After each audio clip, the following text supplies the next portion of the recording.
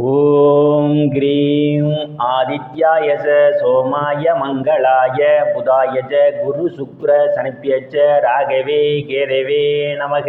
உலகை கட்டி காக்கும் பரமேஸ்வரன் பார்வதியின் திருவருளால் அனைவரும் நலமுடன் வாழ அந்த எல்லாம் வல்ல இறைவனை வணங்கி நேர்கள் அனைவருக்கும் எனது அன்பான வணக்கங்களை தெரிவித்துக் கொள்கின்றேன். நேர்கள் அனைவருக்கும் எனது இனிய ஆங்கில புத்தாண்டு வாழ்த்துக்கள். இன்றைய பதிவிலே நாம் பார்க்க இருப்பது புதிதாக பிறக்க இருக்கின்ற 2026ஆம் ஆண்டுக்கான ராசி பலன்கள். வருடக்கோள்களான குரு பகவான், சனீஸ்வர பகவான், ராகு கேது பகவான் இவர்களுடைய பயணங்களை வைத்தே பலன்கள் எடுக்கப்பட்டுள்ளது.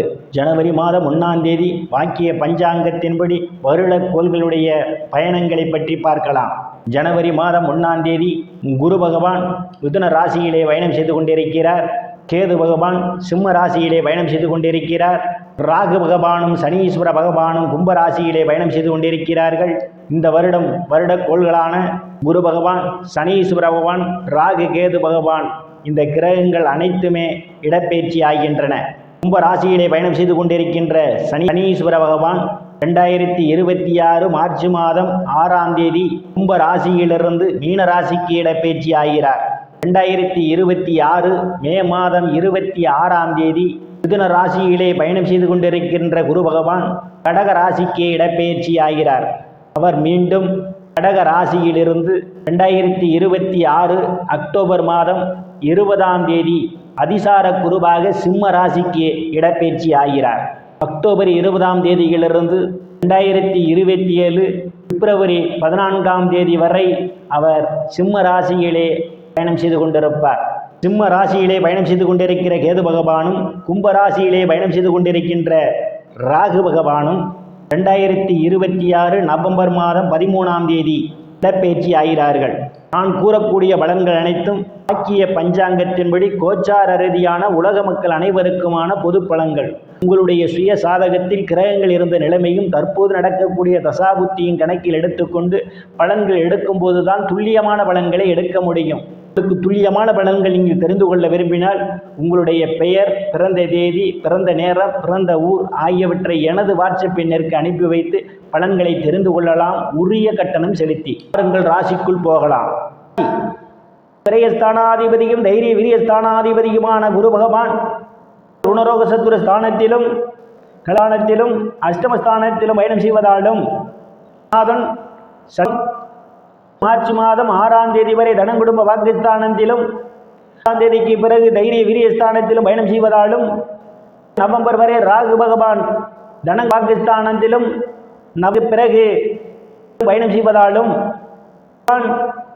வரை அஷ்டமஸ்தானத்திலும் பிறகு களத்திரஸ்தானத்திலும் பயணம் செய்வதாலும் நிதி நிறுவனங்களில் கடனுக்காக விண்ணப்பித்திருந்தால் உங்களுக்கு எளிய முறையில் கடன் கிடைப்பதற்கான ஒரு சூழல் உண்டு. கடனை அடைத்து புதிய கடன் வாங்குவதற்கான வாய்ப்புகளும் உண்டு. அதற்கு பிறகு திருமண வயதுடைய ஆண் பெண் இருபாலருக்கும் இதுவரை இருந்து வந்த திருமண தடைகளெல்லாம் விலகுவதற்கான ஒரு சூழல் உண்டு. கணவன் மனைவி இடையே ஒரு அந்யோன்ய நிகழும் வேலை விஷயமாகவும் கருத்து வேறுபாடு காரணமாகவும் பிரிந்த தம்பதிகளெல்லாம் ஒன்று சேர்வதற்கான ஒரு சூழல் உண்டு. இவர்களுக்கெல்லாம் கூட்டுத் தொழிலில் அபரிமிதமான முன்னேற்றத்தை காண முடியும். இதுவரை இருந்து வந்த பிரச்சனைகள் எல்லாம் தீர்ந்து பங்காளியுடன் நல்ல நட்புணர்வு ஏற்படும்.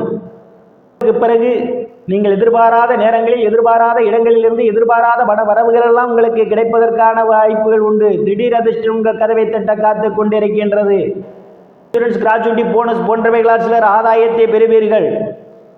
மே மாதத்திற்கு பிறகு பொருளாதாரம் மேம்படக்கூடிய ஆண்டாகவே உங்களுக்கு அமைய காத்து கொண்டிருக்கின்றது.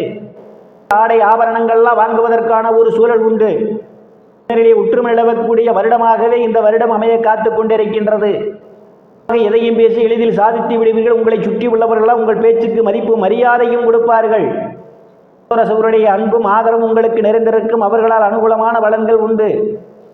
செய்திகளெல்லாம் வந்து கிடைப்பதற்கான ஒரு சூழல் உண்டு. குரு பயணங்களால் அனுகூலமான பலன்கள் உண்டு. சில பக்கத்தாருடன் இருந்து வந்த மனக்கசப்புகளெல்லாம் மாறி நல்ல நட்புணர்வு ஏற்படுவதற்கான ஒரு சூழலும் உண்டு. இந்த ஆண்டு செய்ய வேண்டிய பரிகாரம் தோறும் விநாயக பெருமானுக்கு நல்லெண்ணெய் தீபம் ஏற்றி முன்னேற்றத்தை காண முடியும். நேயர்கள் அனைவரும் இறைவனுடைய திருப்பொருளால் அனைத்து செல்வச் செழிப்பு பெற்று சிறப்புடன் வாழ அந்த எல்லாம் வல்ல இறைவனை வணங்கி நேயர்களை மீண்டும் அடுத்த பதிவில் சந்திக்கும் வரை விடைபெறுவது ஜோதிடர் எஸ் ராமன். நன்றி, வணக்கம்.